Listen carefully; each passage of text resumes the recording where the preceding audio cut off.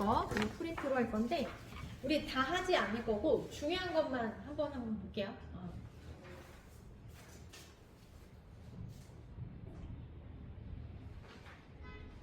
그리고 미리 얘기를 해야 되겠네. 일요일날 선생님이 테스트를 할 건데 테스트는 너희가 본문으로 할 거가 아니고 니네가 정리해온 걸로만 할 거야. 뭔 말인지 알겠지? 뭔 말인지 알겠지? 내가 주말 동안 정리를 해갖고 와. 예를 들면서 예를 들면 표면 정정 방식, 그 다음에 수영 정정 방식, 그 다음에 여기는 자가 정정 방식, 상호 정정 방식 이렇게 있잖아요. 그리고 각각의 특징 정리하고 뭔 말인지 알겠지? 본인이 정리한 걸로만 내가 테스트를 낼 거니까 정리를 따로 해오라고. 지문 나머지 아니면 다? 응? 지문 너무 힘들래나? 4개씩만 할까? 앞에 4개, 뒤에 4개? 네. 그게 뭐고 어떻게? 그럼 미안한데 5개 할게. 왜냐면 이익률이 너무 오래 걸리고 다음에 수요일날 오래 걸릴 것 같으니까 그럼 5개 할게. 알겠지? 앞에 거 5개요? 앞에 거 5개. 앞에 거 5개. 그러면 내가 정리하면 되겠지? 뭔 말인지 모르겠어? 니네가 한번 봐야 돼. 공부하면서 봐야 되니까. 그러니까 이런 식으로 정리를, 그러니까 내가 이런 식으로 해놓으라고 그랬잖아요. 이런 식으로. 보이지? 네. 이런 식으로 본인이 이해할 수 있게 기본적인 내용들을 정리해놓으라고. 그리고 내가 거기서 낼 거라고. 뭔 말인지 알겠어?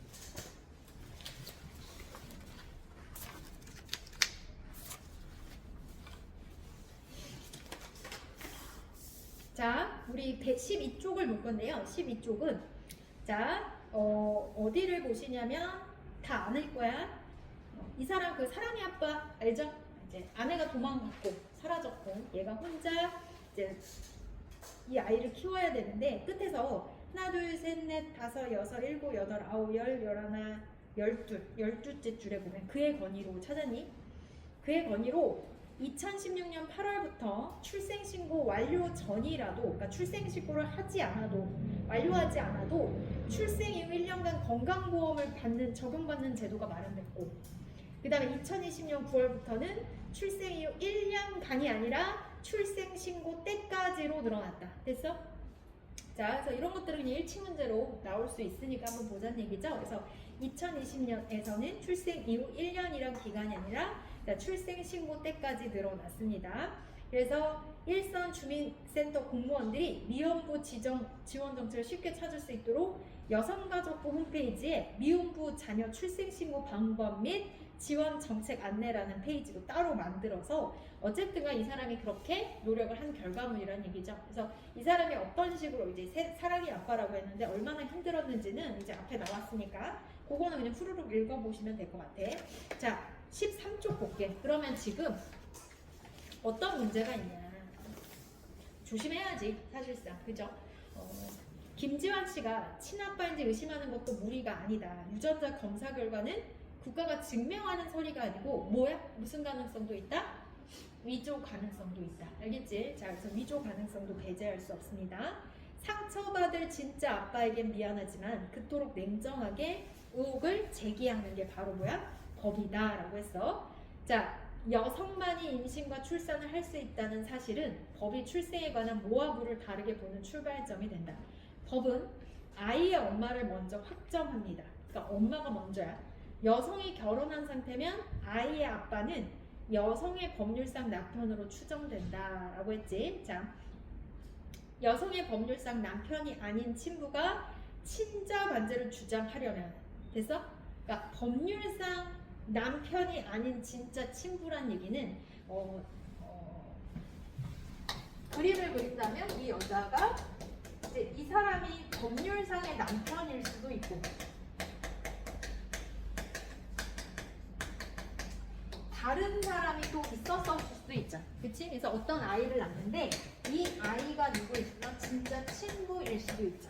그치? 네, 그런 가능성이 있으니까 자, 친부가 친자 관계를 주장하려면 일단 여성이 법률상 남편을 상대로 이 아이는 남편의 아니다라는 친생 부인의 소를 제기해 승소해야 된대.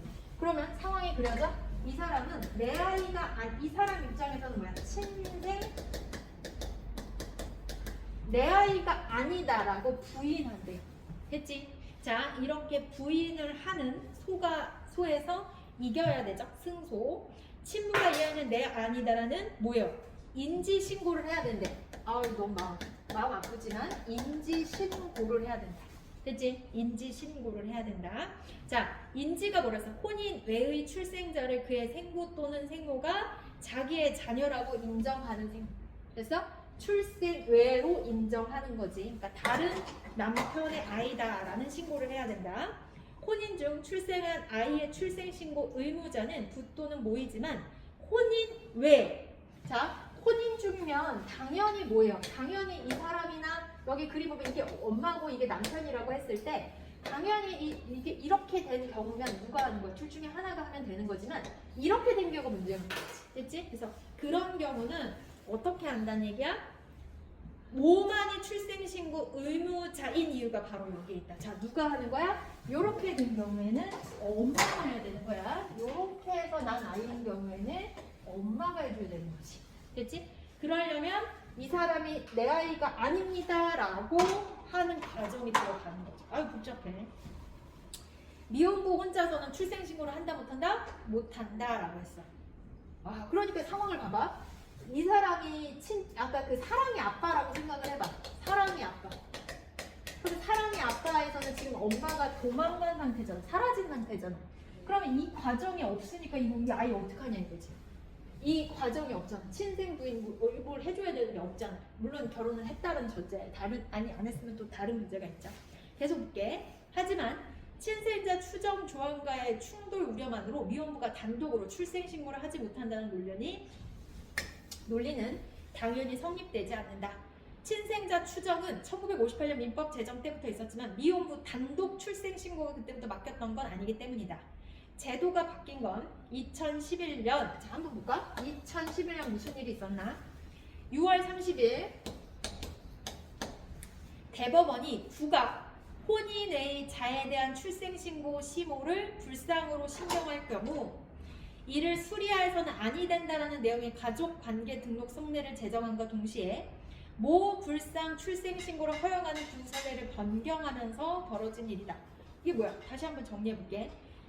2011년 6월 30일 대법원이 부가 혼인 외의 자에 대해 출생신고 시모를 불상으로 신고했대. 그러니까 부가 혼인의 자라는 얘기는 이 사람이, 그죠? 혼인 외에 맞나? 아 미안해. 이 아빠가 혼인하지 않았는, 그러니까 결혼식으로 올리지, 그러니까 법률상으로 이걸 이제 지울게. 이건 아까 그림 봤지? 이 사람이 부가 있고 뭐가 있는데 결혼이라는 어떤 법적 절차, 그러니까 법적으로 혼인 신고를 안 했어. 그러니까 그러니까 혼인도 하지 않고 법적으로 뭔가를 안 한 거지. 그러면 지금 이렇게 해서 이제 아이가 태어났다라고 봐봐. 자, 부가 혼인의 자에 대해 출생신고 시 신고를 하려고 할 때 뭐를 불상으로 신고하다는 얘기는 지금 얘에 대해서 지금 알 수가 없다는 얘기야. 사라지거나 이제 안 계신 경우. 자, 그래서 알 수 없는 경우 이를 수락해서는 된다 안 된다? 안 된대요. 그럼 엄마가 사라진 경우에 얘가 태어났다는 신고를 할 수 있어 없어? 없는 상황이 돼버린 거지, 그치? 그걸 가족관계 등록 성례를 제정함과 동시에 모 불상 출생 신고를 허용하는 선례를 변경하면서 벌어진 일이래. 불상은 지금 분명하지 않다는 얘기거든. 불상 출생 신고를 허용하는 선례를 변경하면서 벌어진 일이다. 이게 무슨 말이야? 그러면 허용했다는 얘기야?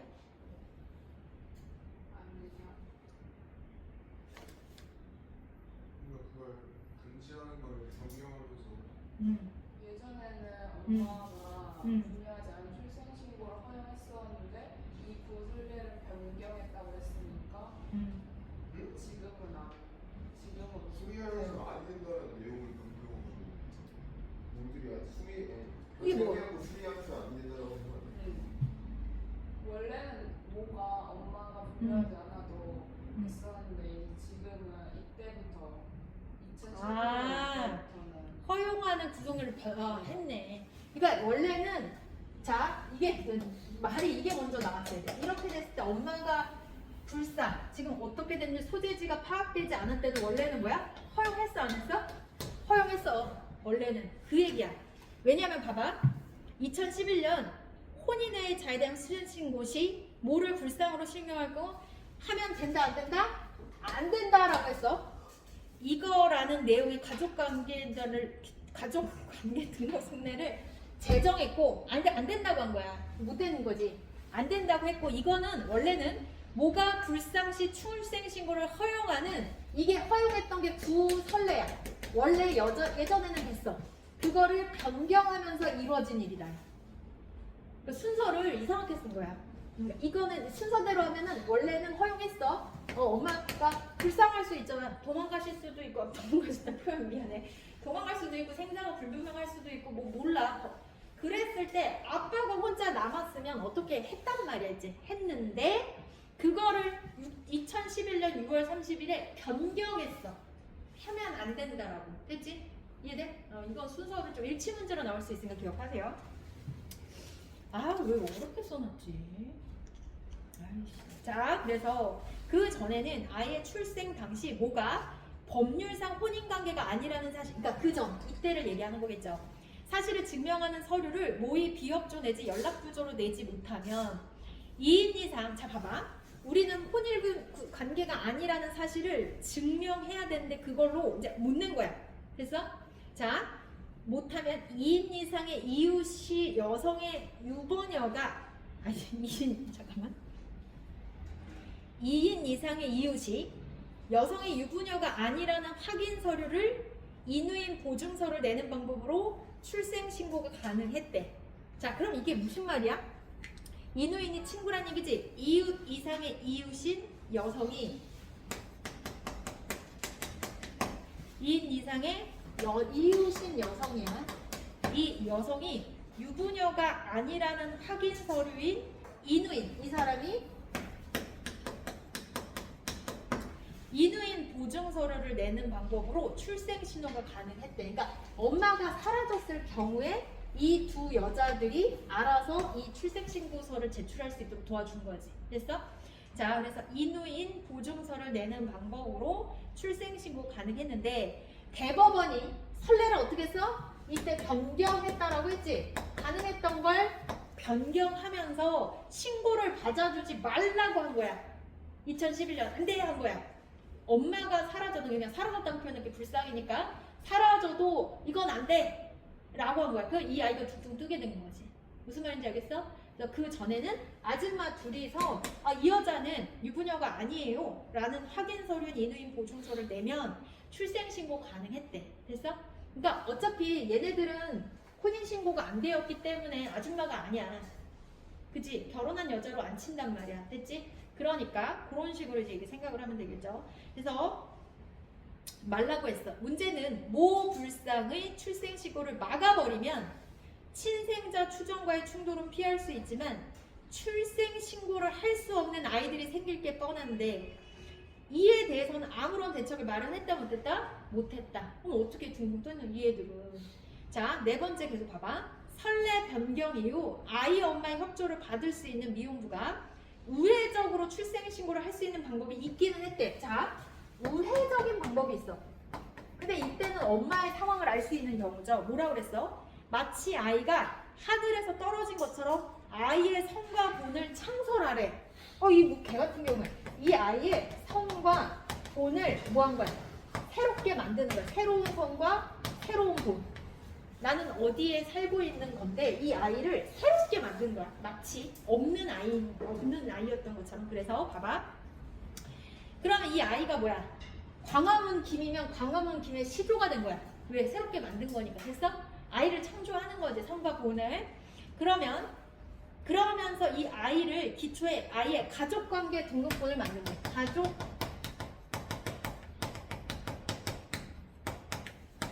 등록부를 만든 다음 그 아이가 자신의 아이라고 증명하는 인지신고 절차를 거쳐야 된대. 그리고 나서 이 아이가 내 아이라는 인지신고 절차를 거쳐야 된다. 이해됐어? 계속 볼게. 그런데 아이가 성분 창설 등을 할 수 없으니 그 전에는 미혼부가 유전자 검사 등을 바탕으로 아이의 특별 대리인에 자신을 선임해달라는 절차를 거쳐야 된다. 자, 다시 이따가 다시 정리하겠지만 그 전에 한 가지 먼저 해야 될 게 있는 거야. 그게 뭐냐면 유전자 검사 아까 뭐라 그랬지? 창설 등을 할 수, 그러니까 아이가 자기가 가서 할 수 있어 없어? 내가 새로운 광화문 김씨입니다 할 수 없지. 그러니까 그 전에 미혼부가 유전자 검사 등을 바탕으로 아이의 특별 대리인에 자신을 선임해달라는 절차. 이 아버지가 나는 이 아이의 특별 대리인입니다라고 선임을 먼저 해야 돼. 그게 무슨 말이냐? 만약에 너네가 아주 어린애잖아. 그럼 너희가 핸드폰을 개통하고 싶어. 그럼 네 나이로 가서 할 수 있어 없어? 근데 누구 데릴까? 내가 아는 어른들을 데리고 하지. 그게 바로 대리인이야. 저 사람은 너무 어리고 미흡하니까 이 사람의 어떤 역할을 대신 해주는 사람이 뭐야? 대리인이죠. 그러니까 내가 뭔가를 계약할 때도 내가 갈 수 없는 경우 누구? 대리인을 하나 사용하는 거야. 됐어? 그러니까 대리인이 누군지 일단 알아야 돼.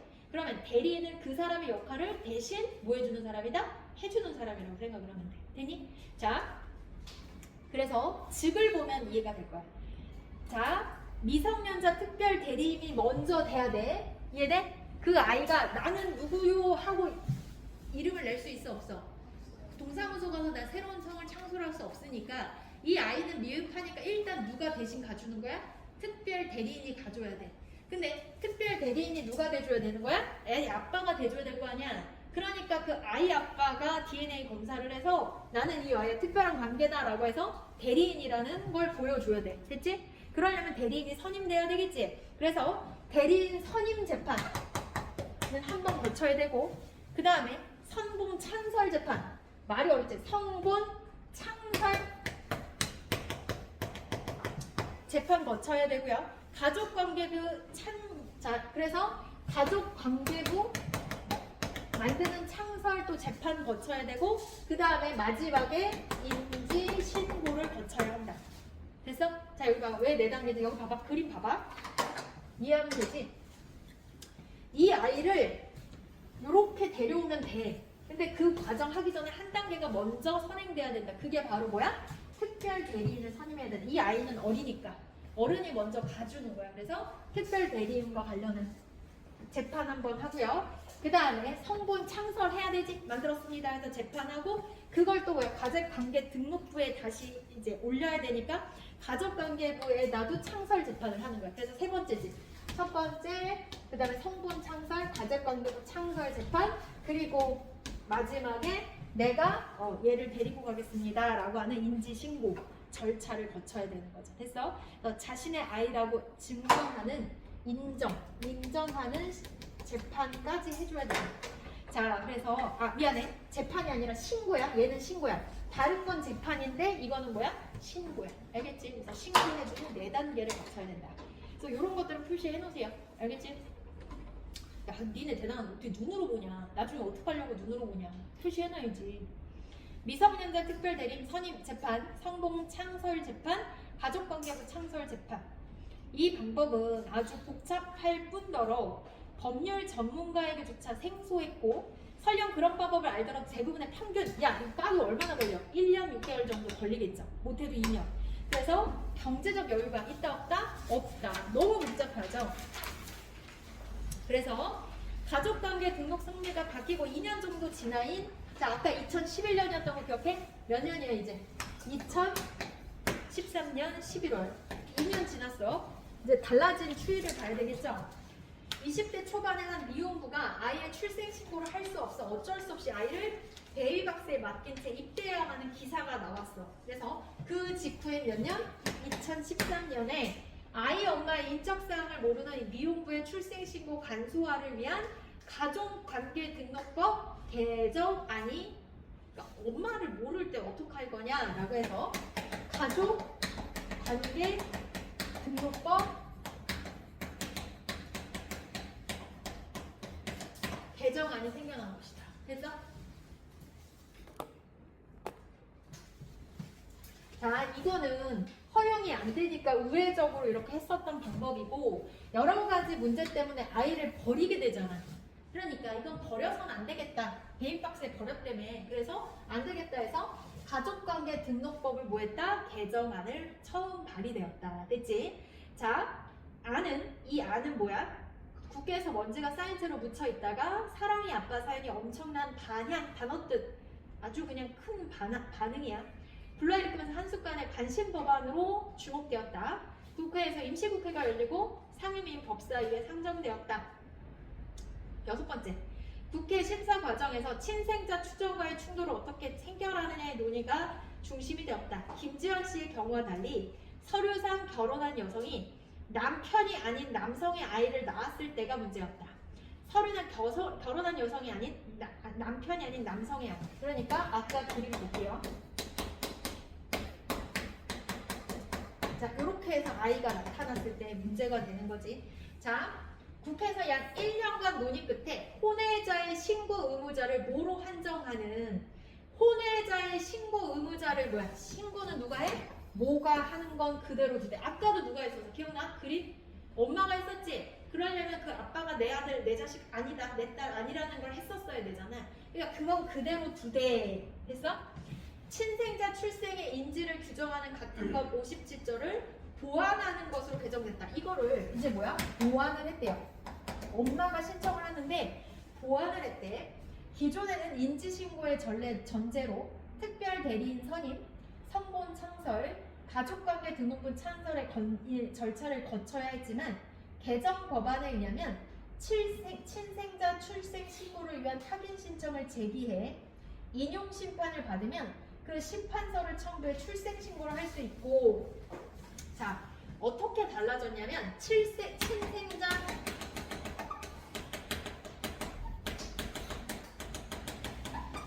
출생 신고를 위한 확인 신청을 제기해서 인용 심판을 받으면, 그러니까 이게 이겼어. 그 심판서를 첨부해 뭐 할 수 있다? 출생 신고를 할 수 있고, 그 출생 신고로 인지 효과를 얻을 수 있었다. 근데 수정안은 야, 근데 야, 이거 왜 학교에서 이거 왜 하는 거야 도대체? 2015년 4월 30일 상임위에서 가결되어서 같은 해 5월 18일 국회에 통과되었다라고 했어.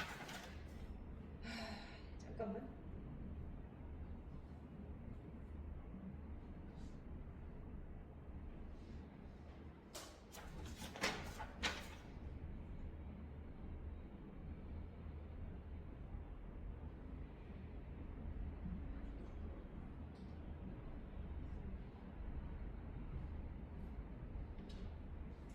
개정법안이 지금 뭐야? 친생자 출고 출생 신고를 위한 확인 신청을 제기해 인용 심판을 받으면 그 심판서를 첨부해 출생 신고를 할 수 있고,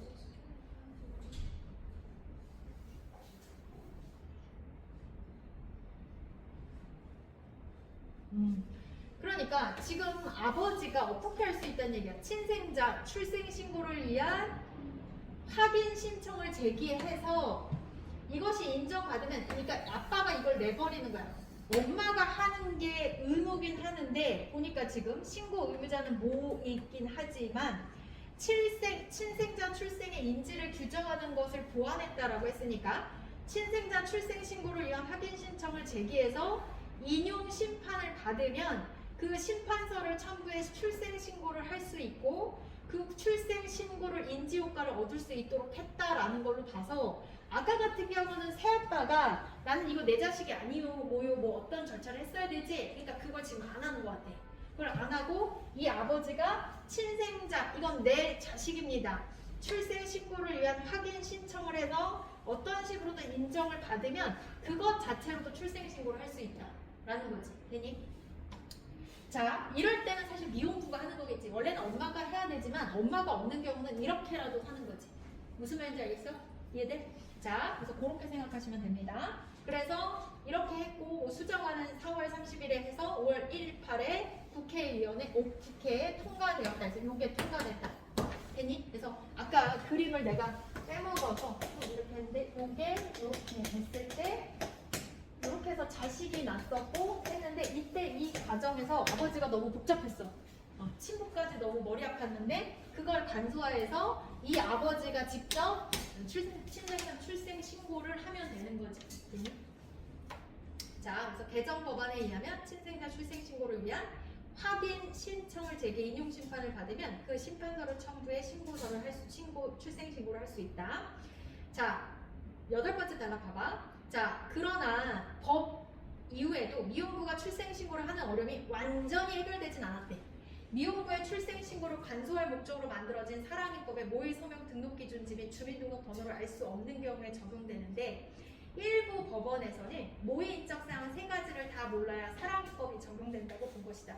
자, 무슨 말이냐면 미혼부가 출생 신고를 할 경우에 모의 성명 등록 기준지 및 모의 엄마의 성명, 사는 곳, 주민번호를 알 수 없을 때 이런 행동을 할 수 있거든. 근데 일부 법원에서는 모의 인적 3가지를 다 몰라야 사랑이법이 적용된다고 본 거야. 그러니까 뭐야? 이 사람에 대해서 전혀 몰라야 된다는 얘기지. 됐어? 그래야 아버지가 할 수 있다는 얘기야. 아니 서로 사귀고 아이까지 낳았는데 상대의 이름조차 모르는 일은 거의 있다 없다? 없다. 그런데 미혼부가 모의 인적 사항 중 일부 알고 있으면 친생자 출생 신고를 위한 확인 신청을 받아줬다 안 받았다? 아까 엄마가 하는 게 맞지만 엄마가 지금 생사가 불변하거나 사라진 경우에 이 아버지가 친생자 출생 신고를 할 수 있도록 보완을 해놨잖아요. 근데 이 경우가 엄마의 어떨 때야? 아무것도 몰랐을 때인데 아까 인적사항 3가지가 뭐였어? 아까 뭐였어? 이름, 등록기준지, 주민등록번호 이거였지. 근데 어떤 법원에서는 이걸 잘못 파악한 거야. 그래서 다 몰라야 한다고 본 거야. 이해돼? 다 몰라야 한다고 본 거지. 자, 그러면서 그런데 미혼부가 모의 인적사항 중 일부를 알고 있으면 이 친생자 출생 신고를 확인 신청을 받아줬어? 안 받았어? 안 받아줬다고. 이거 내면 된다며. 근데 요거를 내기까지 요거를 알고 있으면 다 알고 있으면 이게 된다 안 된다? 안 된다라고 한 거야. 됐어? 무슨 법원이 대떡 같은 법원이죠. 자, 어떤 미혼부는 아이 엄마가 출산하고 병원에서 발급받은 출생 증명서를 가지고 있었다. 서류에 아이 엄마의 인적사항이 다 나와 있지만 아이 엄마가 연락이 닿지 않으니 모가 하는 출생신고, 미혼부가 모의 인적사항을 모르는 경우에 하는 출생신고 그 어느 쪽도 할 수 있다 없었다? 없었다. 다 없었대요. 자, 이때 유일한 방법은 누굴 찾아야 돼? 아이의 엄마를 찾아야 하는 것이다. 왜? 엄마가 일단 하는 거니까. 근데 엄마의 생사 아니면 소재 파악이 불분명해? 그러면 그 실제 아빠가 친생자 출생신고 어쩌고저쩌고 해야 되는데 지금 이게 내가 엄마의 인적사항을 다 알고 있으니까 이거의 전제 조건이 안 돼버리는 거지. 그러면 엄마를 찾아야 되겠지. 엄마가 해야 되겠지. 그런데 찾을 수 있어? 찾는 일이야. 혼자서는 연락이 끊긴 사람을 찾는데 한계가 있으니 와, 이거 봐봐. 미혼부가 아이 엄마를 아동학대 혐의로 경찰에 신고해야 돼. 그러면 누가 출동해? 경찰이 찾을 거 아니야. 그러니까 처벌받기 위해서가 아니라 수사기관의 힘을 빌려서라도 아이 엄마를 찾으려는 뭐가 있다? 고육지책이 있다. 고육지책이 뭐야? 옆에 보면 몸을 상해가면서까지 꾸며내는 개체. 쉽게 얘기하면 뭐야? 내가 저 적진에 들어가서 내 팔을 자르는 거야. 내가 희생되더라도 할 수밖에 없는 거죠. 고육지책이었어. 수사기관이 아이 엄마를 찾아내면 경찰청 조직위원회에서는 미혼부에게 아이 엄마에게 앞으로 절대 연락하지 않겠다. 양육비 청구도 하지 않겠다라는 각서를 쓰게 했고 아이 엄마는 그 각서를 받고 출생신고에 협조하도록 했다. 이해돼? 이게 뭐 하는 짓이야. 자, 그래서 어쩔 수 없이 엄마를 찾았고 엄마한테는 뭐야? 나 이제 연락 안 할게. 양육비 청구도 하지 않겠다라는 내용의 각서를 쓰게 한 거야. 그러니까 이 아버지는 더 힘든 거지. 근데 엄마는 이걸 왜 쓰게 한 거야, 아빠한테? 엄마는 도망을 볼 수 있잖아. 그치? 근데 연락이 닿았다는 게 싫겠지. 그러니까 그럼 아빠가 야, 나 아무것도 안 할게 라고 각서를 쓰게 하는 거지. 아이 엄마는 그 각서를 받고 출생신고에 협조하도록 했다. 어느 법원에서는 아이의 출생증명서를 가지고 온 미혼부에게 이 서류는 없다고 해야 한다며 서류를 일반 반려하고 친생자 출생신고를 위한 확인 신청을 하도록 했다. 모의 인적사항의 3가지를 다 몰라야 사랑이법이 적용되는 해석이 있는 마당에 모의 인적사항에 적힌 출생증명서를 내면 신청이 기각될 수도 있기 때문이다. 출생증명서에는 자 말하지 않아도 뭐가 있는 거야? 엄마에 대한 뭐가 있는 거야? 기록이 있는 거야. 됐어? 근데 결론은 아까 뭐라 했어? 사랑입법을 하려면 엄마가 사라졌을 때 친생자 출생 신고를 하려면 엄마의 인적사항은 싸그리 몰라야 되는 건데 아버지가 이걸 들고 오면 이 자식과 관련된 엄마의 정보가 나와 있으니 출생 신고를 할 수 있어 없어? 없는 거지. 이게 뭔 개판이야. 그치? 자, 그래서 일부러 그렇게 한 거야. 그래서 어느 법원에서는 이거 빨리 기각될 수 있으니까 가져가라고 한 거야. 사정이 딱한 미혼부를 도와주려는 선의의 공무원들은 어쩔 수 없이 뭘 어긴 거야? 법을 어기게 되는 거지. 무슨 말인지 알겠어? 야, 근데 너무 말이 안 되지 않아? 사랑하는 사람인데 주민등록번호도 모르고 집도 모르고 이름도 모르고 다 몰라. 어떻게 돼? 말이 안 되죠. 자, 법대로 했다가는 언제 출생신고를 할 수 있는지 기약이 없는 현실이죠. 그래서 휘청거렸습니다. 이런 소극 같은, 자, 웃음거리야, 웃을소야 상황에서 2020년 6월, 자, 만들어졌지만 이거 그지 같았지. 그래서 2020년 6월 8일 대법원에서 처음으로 대한민국 국민으로 태어난 아동의 출생 등록될 권리를 천명하면서 일단 정리가 된다. 사건의 아이 아빠는 귀국한 한국인이고 아이 엄마는 중국 국적이나 여권 효력이 정지되어 중국 당국으로부터 서류를 발급받을 수 없었다. 부득이하게 아이 아빠가 사랑입법에 따라 친생자 출생을 신고하기는 구했으나, 자, 이거 할 수 있다고 그랬지? 자, 친생자 출생 신고하기 1, 2심 모두 기각되었다. 모의 인적 사항을 알 수 있어야 돼, 없어야 돼? 이거 하려면 엄마의 인적 사항을 알아야 돼, 몰라야 돼? 몰라야 된다라고 했잖아. 근데 알았어, 몰랐어? 지금 알고 있다는 이유에서 기각되었대요.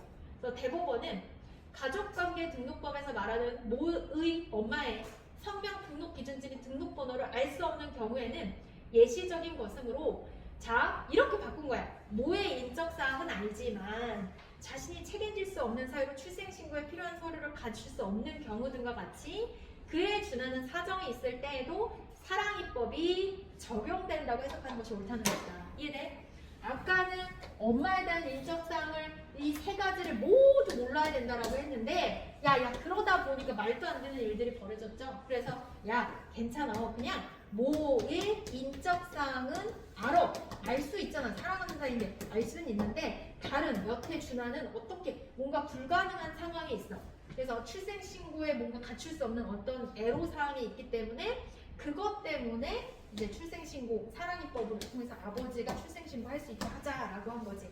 그게 언제야? 2020년 6월 8일인 거죠. 그래서 자, 21대 국회에서는 대법원의 확장 해석을 법률에 명시하면서, 명시라는 건 뭐야? 분명하게 드러나게 하는 거죠. 사랑입법을 보다 명확하게 하려는 추가 입법이 곧 이어졌다.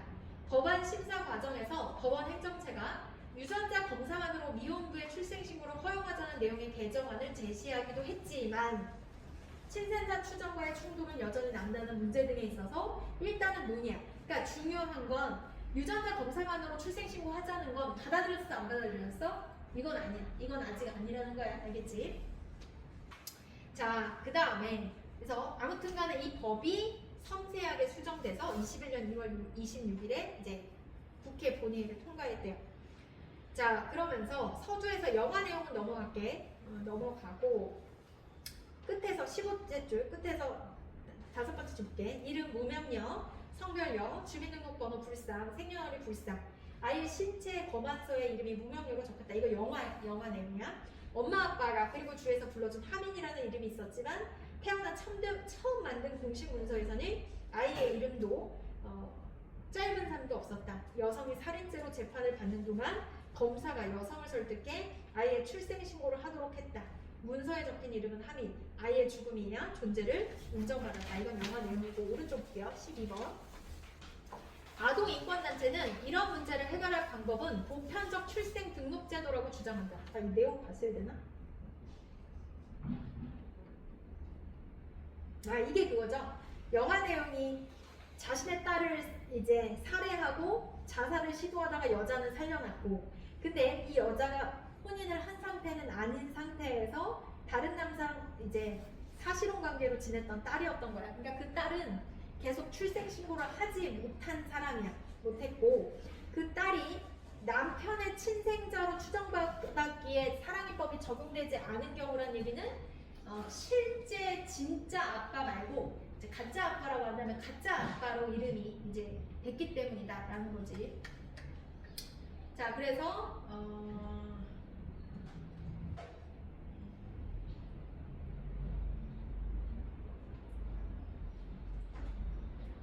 이거 써야 되나?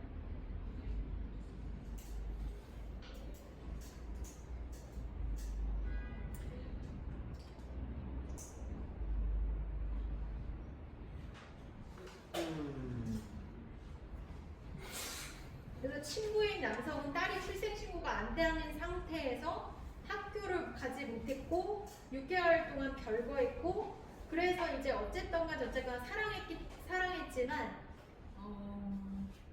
딸이 죽었어. 딸이 이제 엄마가 죽였기 때문에 딸을 죽였고 아버지도 이제 세상을 등진 상황이고 그래서 그 아이는 출생신고가 하지 않은 상태로 남겨진 내용이 있어. 자, 12번에 보면 12단락 보면 아동인권 단체는 이런 문제를 해결 방법을 보편적 출생등록제도라고 주장한다.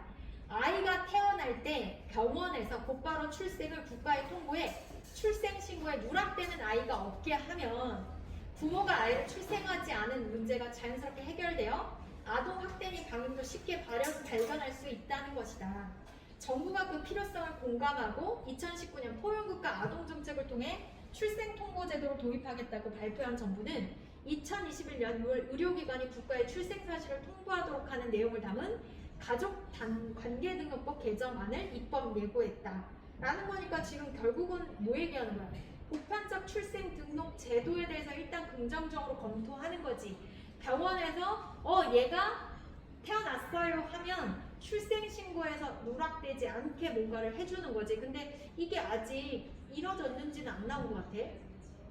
자, 13번. 보편적 출생등록 제도가 필요한 이유는 어떤 아이도 부모를 선택해 태어날 수 없기 때문이다.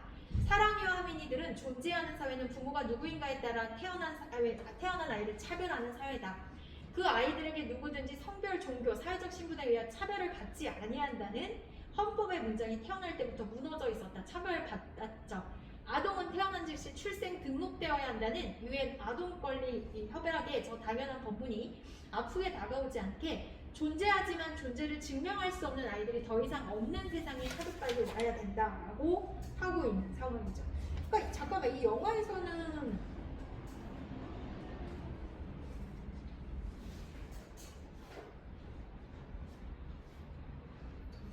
왜 그러는 거지?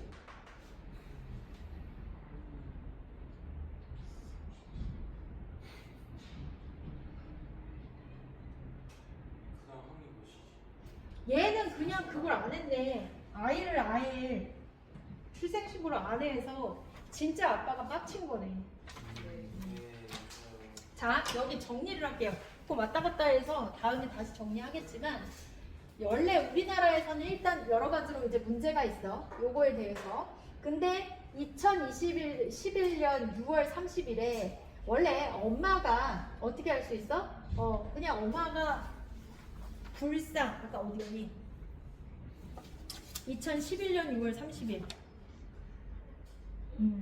엄마를 자, 원래는 뭐가 불쌍했을 때, 상황을 알 수 없을 때 아버지가 할 수 있었단 말이야. 그런데 그거를 이제 변경하는 과정에서 엄마가 지금 뭐예요? 알 수 없어. 그러면 이를 수리하면 안 된다라고 팍팍하게 바꿨다는 거지. 근데 그 전에는 어떤 일들이 벌어졌어? 괜찮았어. 엄마가 없으면 이누이 여성 두 명이 나타나서 이거와 관련해서 신고를 할 수 있었고, 그 다음에 우회적으로도 할 수 있었어. 우회적으로 어떻게 했다라고 했어?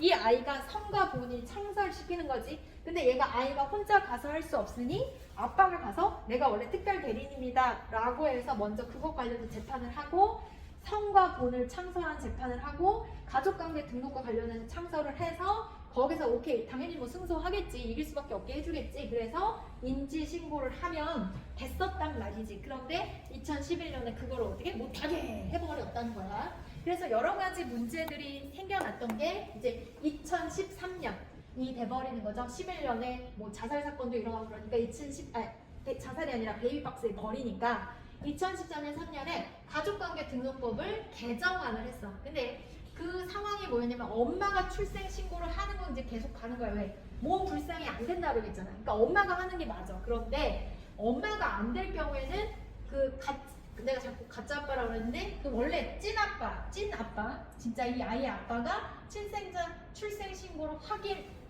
하면, 그러니까 그 서류를 제출하면 출생 신고가 되는 거지. 근데 단 전제 조건이 뭐야? 엄마에 대해서 뭐 거기 나오지만 아무것도 몰라야 되는 상황인 거지, 그치? 근데 아무것도 몰라야 되는 상황이 발생하니까 여러 가지로 피해가 발생하는 거지. 있는 엄마를 어떻게 해? 그리고 엄마를 그럴 바에는 엄마가 신고하게끔 하려면 찾아야 되고, 그러려면 막 신고를 해서 아동학대를 혐의를 적발시켜서 엄마를 막 찾아내는 게 문제였던 거지. 그러니까 그러지 말고 어떻게 개정한 거야? 엄마의 인적 사항을 어느 정도 알면 할 수밖에 없잖아. 아는데 이 불상과 준하는 경우에 하자. 됐어? 불쌍해. 그러니까 거의 할 수 있는 거지. 대부분 사랑하는 여자의 뭘 헤어졌더라도 인적사항은 알 거고, 사라졌으면 이거 관련해서 인적사항만 알면 이걸 낼 수 있다는 얘기죠. 그러니까 결국은 뭐야? 할 수 있게 된 거긴 해. 그래서 6월 8일 날 그게 이제 확정이 된 거고, 보편적 등록 제도가 있는데 그건 우리가 지금 하는 건 아닌데, 아이가 태어나면 곧바로 출생을 국가에서 통보하게끔 하는 방향, 그거에 대해서도 이제 논의가 돼가고 있다라는 거지. 그래서 어떤 식으로도 그러니까 이거는 어떤 식으로 노력을 해나가는 방향이긴 한데 2011년은 잠깐 삐끗했다는 거야. 그리고 엄마가 일단 해야 돼. 엄마가 해야 돼. 그래서 엄마가 없을 때 그에 준하는 행동이 여기 나왔던 거죠. 그래서 조금 헷갈렸던 것 같아. 다시 한번 이거 정리하고, 일요일 날 5개 보고, 그 다음에 일요일날 5개 보고, 그럼 너무 많아지는데.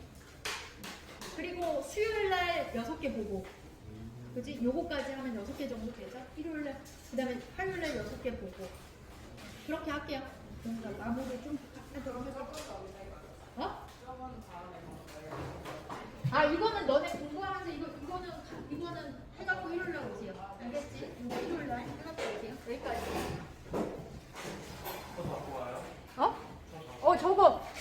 이거. 그래서 오늘 정리만 일단 먼저 할게요. 사실적 읽기. 그 다음에 영상으로 보는 사람 때문에 얘기하면, 그건 하세요. 그 뭐라 하지? 까먹었다. 내일 10시에서 2시 사이에 오면 개별적으로 모르는 거 1대1로 봐줄 수 있다는 거야. 알겠지? 창피할 수도 있잖아. 그치? 모르는 게 한 7개 돼. 그러면 여기서 못 물어볼 수 있으니까 개인적으로 물어볼게. 자, 지금 교무실에 있을 거야. 자료만 두고 있을 테니까 얘기해. 자, 사실적 읽기는 뭔지 알죠? 가장 기본적인 단계다 라고 얘기해서 사추기강창이라고 했어. 사실적 읽기는 가장 무한 읽기다, 기본적인 단계다 라고 이제 얘기하죠. 자, 사실적 읽기의 방법은 글의 중심 내용과 주제를 일단 파악해야 되겠죠. 그래서 우리 중심 내용은 뭐야? 핵심 내용이다 라고 했었던 거 기억하지? 자, 그러면서 구조를 자세히 살펴서 중요도가 높은 부분을 가려낼 수 있어야 비로소 중심 내용을 파악할 수 있다라고 얘기했어. 뭐 어려운 건 아닌 것 같고요. 자, 넘어갈게요. 그 다음에 글에 뭘 중심 내용을 파악하는 거기도 하고요. 그 다음에 뭘 파악하는 거야? 구조를 파악하는 거다. 근데 구조 종류 알아야 되지? 구조에는 뭐가 있어? 설명적인 글은 넓게 원인과 뭐가 있어? 원인과 결과가 있고, 그 다음에 뭐야? 비교와 대조가 있고, 그 다음에 문제 제기와 뭐가 있다? 해결이 있다 라고 했어. 그래서 원인과 결과, 비교와 대조, 문제 제기와 해결이 있다 라고 이제 얘기를 했죠. 자, 그 다음에 서사적인 글은 뭐야? 사건의 흐름. 자, 사건의 흐름을 따르는 구조를 갖춘다 라고 얘기했어. 자, 그 다음에 글의 뭐야? 전개 방식도 파악하는 거죠. 전개 방식에는 뭐가 있어, 얘들아? 분류, 예시, 정의, 비교, 유추, 서사. 자, 사실 비슷한 거긴 해. 그래서 여기서 말하는 원인과 결과는 큰 흐름이 원인이 나왔어. 그래서 내가 뭔가 자연을 훼손했어. 그러면 결과적으로 뭐야? 자연이 파괴됐겠지. 큰 흐름으로 원인과 결과 나올 수 있고요. 비교는 비슷한 점, 대조는 반대. 네, 문제 제기 했으면 그것과 관련해서 해결하는 방식이 있을 수도 있고 사건의 흐름, 소설 같은 데서 많이 보는 거죠. 전개 방식은 전반적인 게 아니라 문단이나 이런 데서 조금 국지적이라고 하지 부분적인 곳에서 발견되는 건데 분류는 기준을 갖고 나눈 거야. 됐어? 그래서 너희는 지금 뭘로 반이 나눠졌어? 그런 게 없나? 학교는 뭘로 반이 나눠졌어? 실력으로? 그럼 뭐 실력 그래? 자 그럼 실력으로 나눴다. 그러면은 그게 기준을 갖고 나눈 거 분류해. 됐지? 학원도 뭐 너네 뭐 SKY 있지 않아? S반, K반, Y반 있지 않니? 예. 그 뭐야? 서울대, 고려대, 연세대야? 그런 거 같아요. 그래? 맞아요. 그래 SKY야? 네. SK SK는 뭐야? 서울대와 고려대 중간. 갈 수 있다? KY는? 고려대 연세대? 거기를 갈 수 있다? 그런 식으로 나누고 있죠? 됐어? 그러니까 그런 식으로 나눈 거니까 기준을 갖고 나눈 건 분류야. 근데 기준 없이 훑어놓은 건 뭐야? 예시야. 나는 과일이 좋아. 사과, 배, 감, 딸기. 이런 식으로 나열한 건 뭐다? 예시다. 정의는 뭐예요? 정의는 뭐예요? 뭐뭐란 뭐뭐이다. 라고 해서 개념을 설명한 거죠. 비교는 뭐라고 했어 아까? 비교는 비슷한 점이니까 공통점이라고 했어. 물론 넓게 보면 공통점과 차이점도 비교긴 한데 주로 그냥 비교라고 하면 요즘에는 이제 비슷한 점을 많이 얘기해요. 유추가 뭐라 그랬어? 유추는 딱 떠오르지 않을 거야. 얘가 A가 이런 설명, 이런 특징이 있어. 그럼 B도 요거 있고 요거 있기 때문에 얘도 있을 것이다. 라고 하는 거거든? 그럼 이게 헷갈린데 지급법 생각하세요. 지급법은 달달 무슨 달, 쟁반 같이 둥근단. 달을 뭐에 빗댔어? 쟁반에 빗댔죠. 비슷하니까 둥그렇고 뭐 넓고 빛나고 그런 점에서 비슷하니까 가져왔겠지. 그래서 인생은 마라톤과 같다. 지급법은 그러니까 너네 유추를 찾으라고 하면 지급법 찾으면 돼. 알겠지? 그래서 사막에 오아시스가 있는 것처럼 사람에게는 뭐가 있어야 된다? 희망이 있어야 된다. 이런 것들. 뭐 글에 도면 개연표가 있어야 하는 것처럼 글에는 도면이 있어야 된다. 이런 것들. 이런 것들을 이제 유추다라고 보면 되시고요. 서사는 뭐야? 시간의 흐름이야.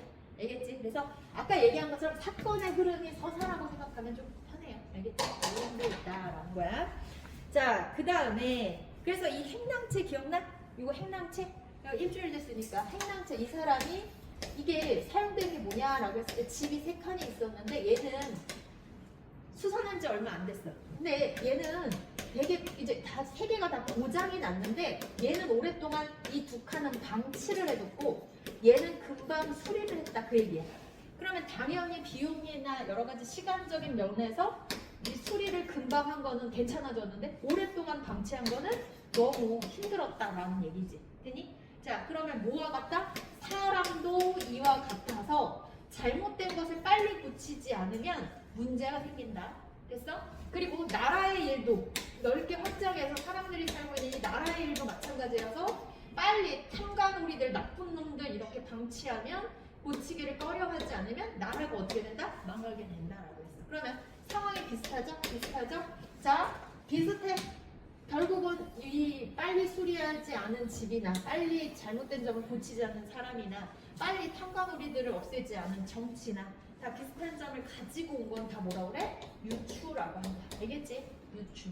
그래서 이 과정에서 뭐가 일어나? 확대가 유추와 확대가 일어난다. 그 내용 그때 설명했었어. 이해됐니? 자, 그 다음에 넘어가도록 할게요. 자, 이제 사실적 읽기를 했고 그 다음에 추론적 읽기 했는데 얘들아, 지우개를 안 가져왔네.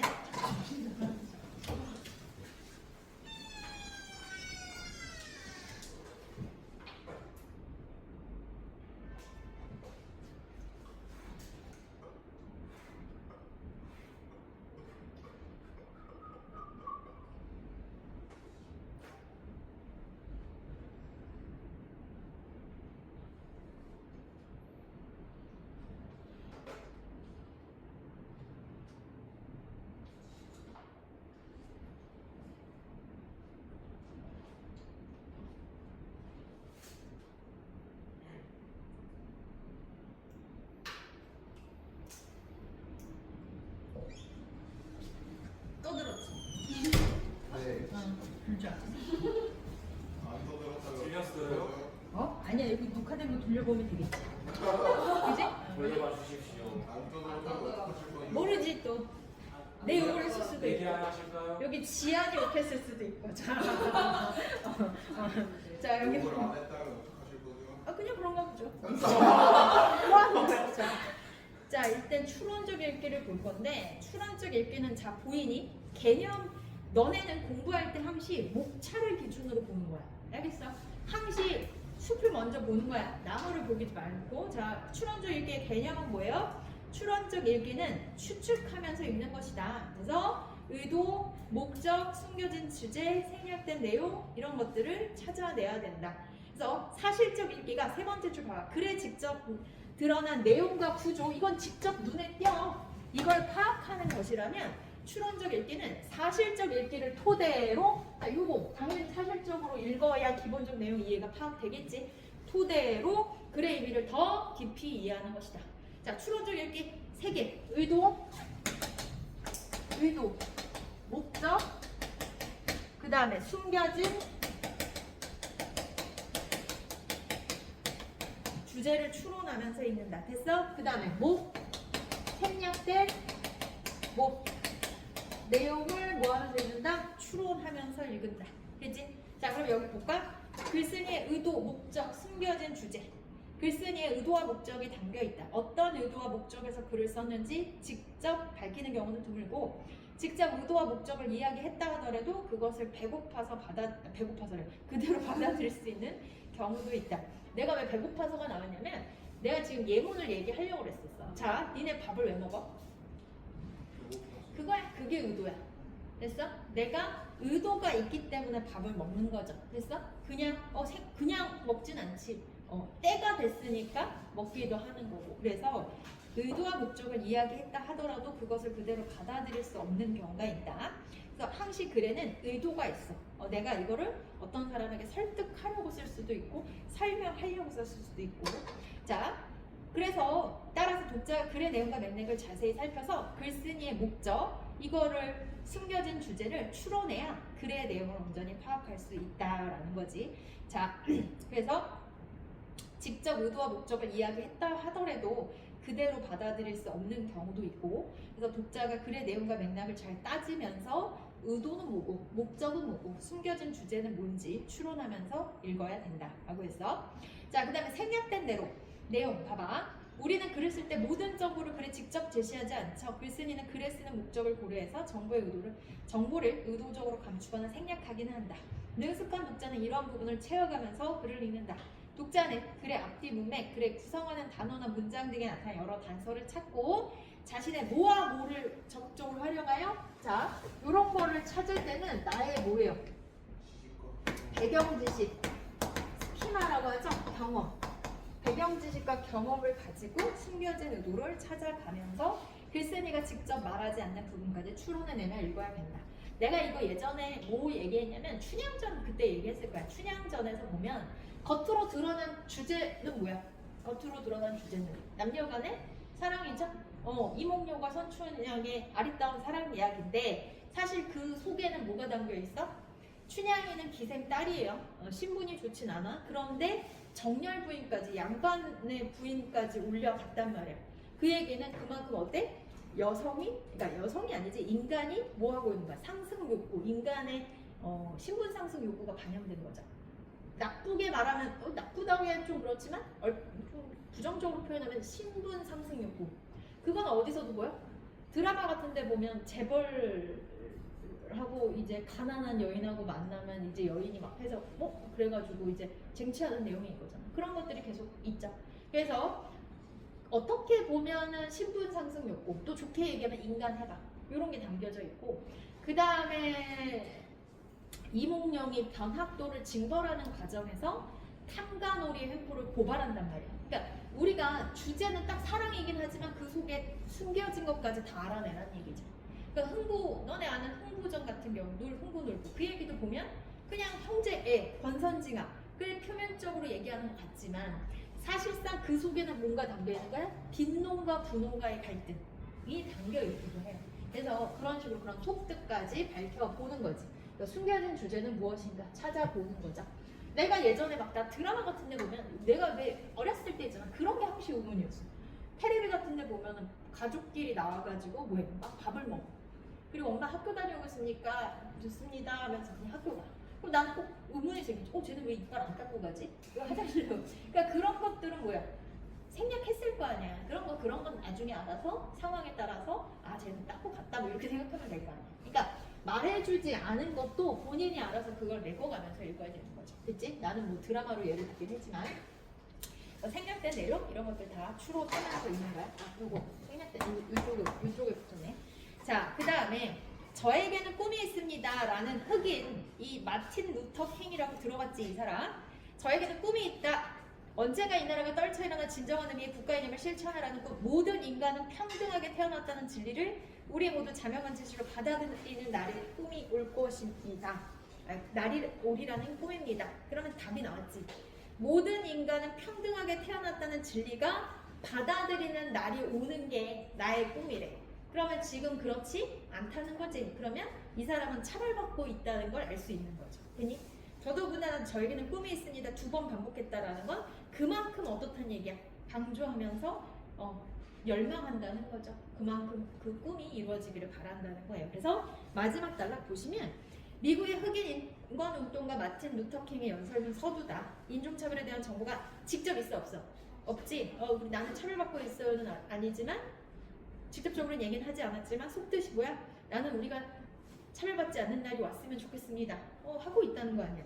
자, 그래서 인간은 평등하게 태어났다는 진리 구절을 단서로 잡고 마틴 루터 킹 생애에 대한 지식을 활용해서 이 사람은 열심히 흑인 인권 운동을 했던 사람이라는 배경 지식을 훨씬 알면 이 내용이 쉽게 와닿죠. 근데 나는 마틴 루터 킹 누구야? 몰라? 하면은 이 배경 지식이 약하면 생략된 내용을 추론하는 게 쉽지가 않을 거다라는 거야. 자, 그래서 요거까지 했네. 기억나네. 왜냐면 민준이가 그때 연역 배웠어요, 귀납 배웠어요 했단 말이야. 그치?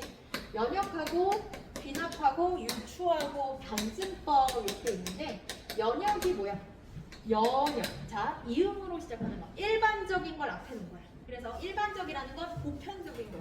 그러니까 누구나 다 해당하는 거. 그런 거야. 그래서 그때 얘기한 게 모든 사람은 어떻게 한다? 죽는다가 연역이죠. 그치? 그런데 누가? 소크라테스는 뭐야? 맨 이거 잘 나오면 사람이다. 그래서 따라서 소크라테스는 어떻게 된다? 죽는다. 그래서 전반 크게 먼저 얘기. 모든을 놔. 모든 세대. 그 다음에 뭐야? 이렇게 소크라테스는 사람이니까 죽는다. 이제 줄어드는 걸 연역력이라고 합니다. 이해됐죠? 자, 그 다음에 귀납은 뭘까 얘들아? 얘는 기억으로 시작해. 구체적인 게 먼저 나오는 거야. 그래서 귀납은 뭐다? 구체적인 게. 그러면 뭐야? 소크라테스도 죽고 아리스토텔레스도 죽고 플라톤도 어떻게? 죽고 따라서 사람들은 다 뭐야? 이 사람들이 사람들이야. 그래서 사람들은 다 뭐야? 죽는다라는 거지. 보편적인 게 어디로 가? 뒤로 가는 거지. 됐어? 보편적이라는 거는 모두에 해당하는 게 뒤로 가. 알겠지? 이거는 뭐다? 연역적이다 라고 보면 돼. 또 유추는 아까 얘기한 것처럼 A가 어떤 학생이 전학을 왔어. 근데 이 학생은 머리가 길어. 그 다음에 뭘까? 잘 웃어. 근데 수학을 잘해. 되니? 자, B라는 학생이 왔어. 근데 머리가 길어. 잘 웃어. 그럼 얘는 뭘 잘할 것이다? 사실 아닐 수도 있지만 상황이 비슷하니까 얘도 이럴 것이다. 수학을 잘할 것이다. 이게 유추래. 됐지? 물론 맞을 수도 있고 아닐 수도 있죠. 자, 그 다음에 그래서 연역은 뭐가 잘못되면 다 틀려버려? 전제가 잘못되면 틀려버리는 거지. 그치? 전제가 잘못되면 이게 아무리 옳더라도 다 틀려버리는 거고 귀납은 뭐가 잘못되면 여기에 예외라도 하나 발생하는 거야. 소크라테스도 죽고 아리스토도 죽고 플라톤도 죽는데 태훈이만 살아요. 얘는 안 죽어. 이렇게 예외가 발생해버리면 뭐가 생겨요? 문제가 생기는 거죠. 됐니? 자, 변제법은 뭐야? 자, 변제법은 나는 빨강색이 좋아요. 아닌 것 같아. 파란색이 좋아요. 이거에 반하는 반. 그래서 뭐야? 합은 뭐야? 절충의 입장이에요. 그래서 뭐가 되는 거야? 보라색이 되는 거야. 알겠지? 그래서 정반이라고 보시면 됩니다. 자, 그 다음에 비감청. 자, 이제 비판적인 비. 여기 여기까지 하고 쉴게. 조금만 참어.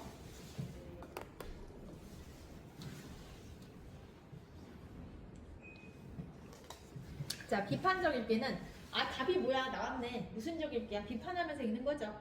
자, 그러면서 정보를 두 번째 줄 받아들이면서 책을 읽는 경우가 적지 않은데 바람직하지 않다라고 이제 얘기하면서 끝에서 세 번째 줄에 보면 비판적 읽기를 위해서는 관점, 내역, 표현 방법이 적절한지 따져보아야 한다. 또 그것뿐만 아니라 숨겨진 글쓴이의 의도나 사회문화적 이념까지 찾아내서 그것을 비판하면서 읽을 수 있어야 된다라고 했죠. 자, 큰 제목 먼저 봐. 내용의 타당성, 관점의 공정성, 표현 방법의 적절성, 판단, 비판하기라고 했죠. 자, 그러면 여기 뭐야? 내용이 어때야 돼? 내용의 타당성. 여기다 쓸게. 관점이 어때야 돼? 공정성. 그 다음에 뭐야? 표현 방법은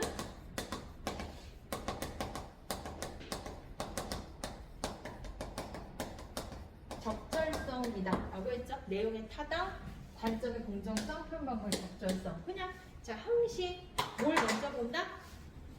차례를 보고 본문 내용을 여러 번 읽고 읽으면서 중요한 걸 더 핵심으로 치면서 여러 번 읽으면서 중요한 걸 생각을 치면 그러면서 내가 중요한 게 시험 전날에는 그것만 볼 수 있게 만드는 거야. 자, 내용의 타당성이란 글에 나타난 주장이 합리적이고 이를 뒷받침하는 근거가 정확한지. 주장이 어때야 돼? 합리적이어야 돼. 그리고 그 근거는 어때? 그 주장을 말하기 위해서 이유를 댔을 거 아니야? 그 근거도 어떻게? 정확해야 된다라는 거지. 주장이 합리적이라는 건 뭐야? 자, 아직 안 나네. 글쓴이는 자신이 내세우는 주장의 설득력을 높이기 위해 여러 가지 근거를 제시하는데 때로는 객관성이 없거나 부정확한 근거를 내세우기도 한다. 따라서 독자는 글을 읽을 때 글에 제시된 주장이 논리적 비약은 없는지 근거가 사실에 부합하는지를 따져 읽어야 된다라고 했어. 그러면 여기에서 주장하는 것들은 당연히 어때? 합리적이어야 된다라는 건 이치에 합당해야 되는 거지. 누가 봐도 해하는 건 안 되겠지. 사람은 죽여야 된다. 이런 거 안 되겠죠. 사이코패스도 아니고.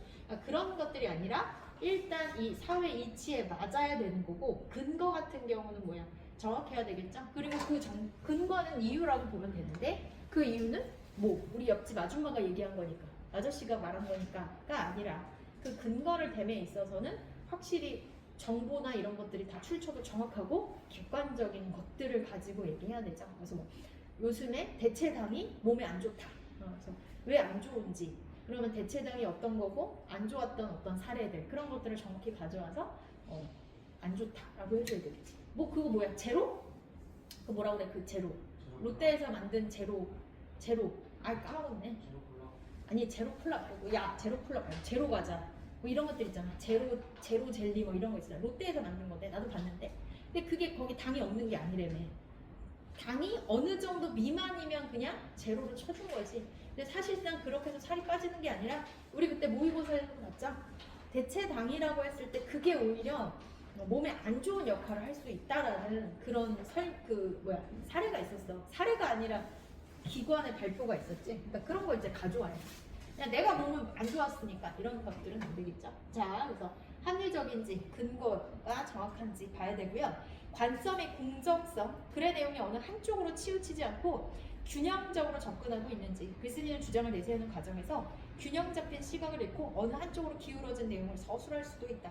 그래서 글에 담긴 글쓴이의 관점이 객관적이고 균형 잡힌 시각인지 판단하면서 읽어야 된다라고 했어요. 물론 이 관점의 공정성은 우리가 본문 뒤에 시간이 되는 사람은 요 비판적 읽기 다음에 나온 무정한 사회, 유정한 사회라는 본문 내용을 보면 알 텐데 거기에서는 관점이 공정하지 않아. 왜 그랬냐면 그 사람이 쓴 내용 보면 서구 나라는 따뜻하고 유정 있고 착한 사람들만 살고 지금 우리나라 사람들은 너무 무정하고 못돼 처먹었다 막 그런 내용이야. 그러니까 너무 치우쳐져 있지, 그렇지? 그리고 거기 서양에 사는 애들은 맨날 행복하대. 그리고 우리나라에 사는 애들은 부모님한테 이제 혼나고 부모님은 아이들을 장난감으로 알고, 그러니까 옛날에 안창호가 쓰신 글이거나 장난감으로 알고, 그리고 집에서도 불편한데 서당에 가니까 학당에 가니까 훈장님이 막 무서운 눈으로 짓들고 괴롭히고 있어. 더 무서워. 그러니까 우리 사회는 무정한 사회이고 아주 개망나니 같은 사회다. 내가 좀 약간 과장을 했어. 그런 식으로 썼고 서양은 행복이 넘치고 따뜻한 사회다. 추풍 바람이 부는 사회다. 이런 식으로 표현했어. 내가 어떤 주장을 하는 데 있어서 너무 한쪽으로 치우쳤죠. 그래서 그런 것들은 관점의 공정성 판단하면 될 건데. 자, 오른쪽 표현 방법이 적절한가?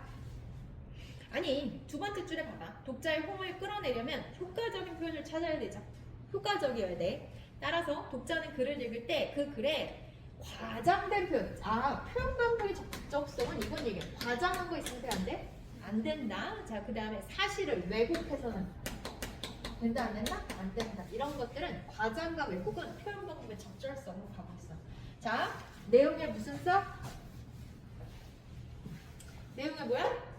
내용이 뭐야 돼? 태연아, 내용에 무슨 성? 웃기고 있네. 내용에 무슨 성이야? 건이야, 뭐야?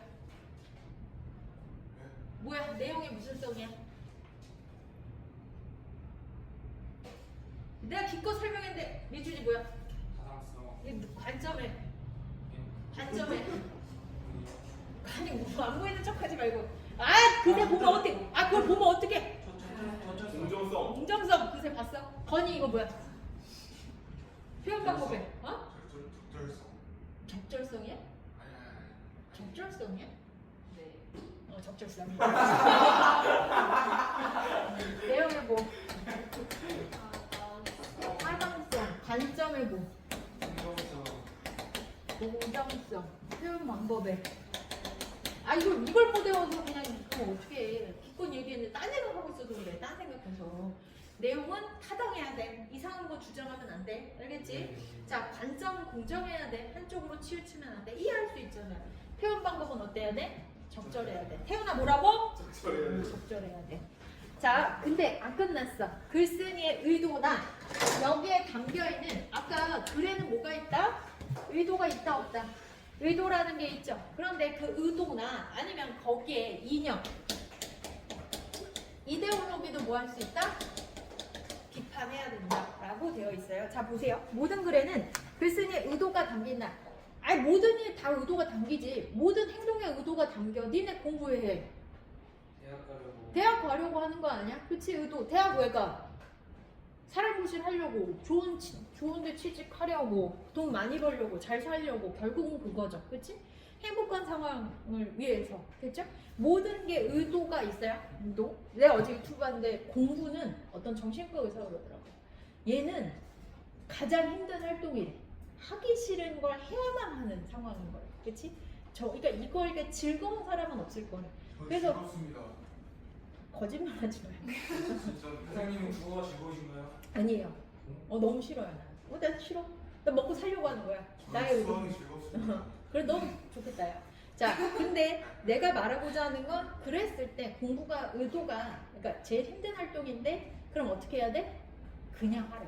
그러니까 의도 없이 해야 되는 거 공부인 거지. 그렇죠? 그냥 무의식적으로. 자, 이제 비교 같지만 다시 보면 글쓴이의 의도가 담긴다. 그 의도는 글쓴이가 속한 시대의 사회문화적 이념에도 영향을 받아 안 받아? 받죠.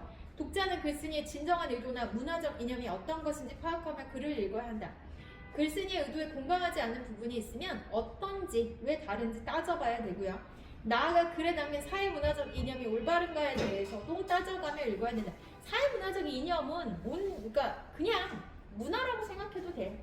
이대 뭐 공산주의, 민주주의 이게 이념이긴 한데 그냥 사회문화. 여기에 사회문화가 어떤 사회문화가 담겨 있는지. 냉장고는 언제고 먹을 수 있는 음식들을 제공하며 현대인들의 필요 이상의 열량을 섭취하게 된다. 아이들은 배고프면 냉장고부터 열어 그 안에 가공식품들을 마구 꺼내 먹는다. 대학 냉장고 문화가 처음 생겨난 미국의 경우 1988년 전체 인구의 23%이던 비만 환자가 1994년에는 31%로 늘어났으며 2009년에는 34.3%로 늘어났다. 자, 봐봐. 냉장고가 생기니까 비만 인구가 늘어났다는 얘기지. 왜? 거기에 음식을 막 쟁여놓고 먹기 시작하니까. 됐지? 자, 그래서 밑에 내용 보시면 이 글에서 비만 환자의 통계 수치를 근거로 냉장고 안에 지금 당장 먹지 않은 음식물과 가공식품을 넣어두는 우리의 습관이 비만 환자를 늘리고 있다는 사실을 제시하고 있다. 독자는 우선 근거가 되는 통계가 정확하고 적절한지 살펴야 되겠죠. 이러한 주장이 담긴 글쓴이의 의도는 냉장고에 불필요한 음식물을 보관하는 우리의 습관을 반성하자는 것이다. 독자는 여기에 공감할 수도 있고 반대할 수도 있겠죠. 자, 이처럼 독자는 글쓴이의 주장과 근거를 그대로 받아들이지 말고 비판적으로 바라봐라. 어려운 내용은 없어요. 자, 그 다음에 감상적 읽기. 감상적 읽기는 글이 주는 즐거움과 깨달음을 수용하고 내면화하는 것이다. 글이 즐거울 수 있죠. 너네 영화 보면 재밌죠. 마찬가지로 글을 보면서 재밌을 수 있어. 내면화한다라는 거는 이제 뭐야? 내 마음에 깊이 자리 잡는다는 뜻이야. 감상적 읽기는 앞에서 살펴보았던 사실, 사추, 비와는 좀 다른 차원의 읽기다. 얘는요, 롤하고는 조금은 다른 차원이다라고 이제 선을 그어놨지. 왜? 세 가지 방법의 글의 내용을 정확하게 이해하기에 인지적 차원의 활동이라면 감상적 차원은 정서적으로 반응하기 위한 정의적 차원이다. 얘는 인지적 차원이고 얘는 정의적 차원이다 라고 했는데 이런 말이 나올 때 그냥 쉬운 언어로 바꾸면 돼. 얘는요 내 머리로 있는 차원이고 그 다음에 감상적 차원이라는 건 지금 뭐야? 정의적 차원이라는 건 가슴으로 있는다는 거지. 그러니까 머리를 막 써. 책을 읽을 때 머리를 쓰고 이게 뭐지 막 해야 돼. 막 머리가 돌아가. 이거는 인지적 차원이야. 근데 책을 보는데 재밌네, 기쁘네. 이거는 감동받았네, 막 울어. 이런 것들은 내 가슴이 움직인 차원이다 라고 보면 되는 거야. 알겠지? 그러니까 마음이 움직이느냐 아니면 여기 뇌가 움직이느냐 그 차이다 라고 보면 되겠지. 자, 그러면서 글의 구조나 내용, 표현, 분위기, 정서, 심리 음미해가면서 읽어야 된다라는 거지. 야, 니네 둘은 왜 거기서 춤을 추고 앉았어? 진짜 가만히 있으면 잘 것 같아. 야, 그래서 영상으로 찍어야 되겠네.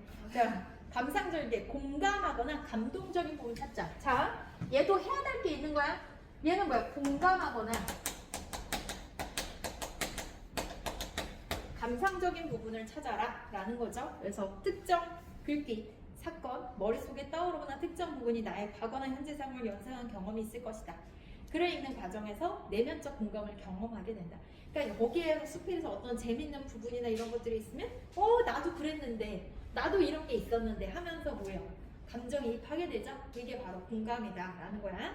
자, 그러면서 감동이 어디에서 왔는지 돌아보는 것도 좋다. 자, 그 다음에 공감했잖아. 그럼 다른 사람하고 뭐야? 비교, 공유해라. 이거는 너네가 하고 있는 활동이야. 니네 뭐해? 야, 마라탕 먹었어. 맛있어. 저기서 야, 마라탕 맛있다. 야, 맛있다. 야, 거기 가봐. 이거는 뭐야? 여기 마라탕 맛있으니까 한번 가라. 여기 학원 밑에 뭐 있어? 오공김밥인가 무슨 김밥이잖아. 맛있는데 너무 비싸. 막 이렇게 얘기할 수 있잖아. 김밥 천국. 거기 엉터리 김밥 맛있어. 나 이거는 엉터리 김밥 맛있다고 하는 거 내가 느낀 감동을 갖고 너희랑 뭐 하는 거야? 공유하는 거야. 그쵸? 그래서 그런 거예요. 자신이 감동한 부분, 이유를 다른 사람들과 공유해보는 것이 좋다. 독자의 관심과 수준, 상황이 다르죠. 서로 다른 관점의 느낌을 해서 그리고 가치부의 다양성을 경험함으로써 더 풍부하고 깊이 있게 내용을 이해할 수 있다. 너는 이게 맛있어? 나는 이게 맛있어. 그러면서 몰랐던 것도 알게 되고 서로 공유하면서 이해가 풍부해진다라는 거죠. 또한 자신과 다른 사람의 공감과 감동을 비교하여 자신을 성찰해 볼 수 있는 계기, 성찰 이런 거 나오면 여기죠. 자, 그 다음에 감동적인 부분을 찾아서 이제 뭐야? 내면화한다. 내면화한다는 건 다른 말로 하면 무슨 뜻일까? 마음속에 깊이 자리 잡는다. 그래서 기계적으로 되는 거지. 자, 공감한 부분은 비교 공유하는 거고요. 여기 뭐라고 표기돼 있어? 감상한 부분은 뭐한다? 내면화한다. 그렇죠? 공감한 부분은 비교 공유하는 거고 되게 감동적인 부분은 내가 아까 뭐야? 잘못 썼네. 감동적인 부분은 내면화한다 라는 거야. 오른쪽 보세요. 이 107쪽에 내면화란 내용이나 독서 과정에서 얻은 가치, 태도, 사고, 정선을 자신의 것으로 수용하는 것이다. 내 가슴속에 깊이 자리 잡은 거야. 감상적 읽기에도 필요하다. 책을 읽고 전과 다르게 느끼고 태도의 변화를 보이게 되었다면 감동의 내면화가 이루어졌다. 이거 너무 좋아. 나도 이렇게 해야지, 저렇게 해야지. 이런 식으로 뭔가 행동이 바뀌었다는 건, 태도의 변화를 보였다는 건 뭐예요? 내가 뭐 한 거야? 내면화가 이루어진 거다. 됐지? 그래서 내가 예전에 지금 조금 해이해지긴 했는데 뭐 어떤 책, 퓨처 플랜인가? 그 책을 읽었어. 근데 그건 물론 자기계발서긴 해. 근데 거기서 말한 거는 지금 5분이 중요하다. 왜냐면 지금 5분이 내 미래를 바꾼다. 그러니까 지금 5분이 내 미래는 먼 거 같잖아. 근데 결국 내가 그쯤에 너희한테도 강조한 거긴 한데 지금 현재는 내 과거가 만든 결과물이니까 내가 지금 미래를 바꾸고 싶으면 지금을 바꾸면 되는 거지. 그냥 다 아는 말이죠. 그래서 미래가 곧 지금인 거야.